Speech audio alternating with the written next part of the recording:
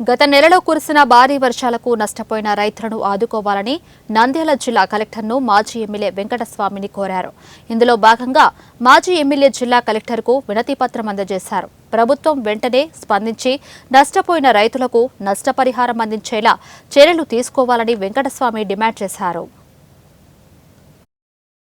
Panyam ZPTC ex ZPTC గారి సమక్షంలో రైతుల సమక్షంలో ఇవ్వడం జరిగింది.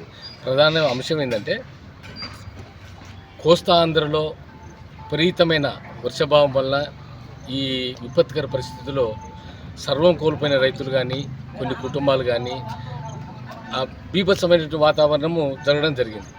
అదే సమయంలో రాయలసీమ ప్రాంతంలో కూడా మాకు కూడా విపరీతమైన పంట నష్టము, రైతాంగం కూడా అంటే 8-9 రోజులు ఒక ప్రాంతంలో వర్షం పడడం వల్ల మొత్తం బంకమట్టి అంటే నల్లరేగడి నీళ్ళలు కాబట్టి మొక్కజొన్నలు, వేరుశెనగ, కంది, సోయాబీన్ ఇవన్నీ కూడా పంటలు విపరీతమైన నష్టం జరగడం జరిగింది.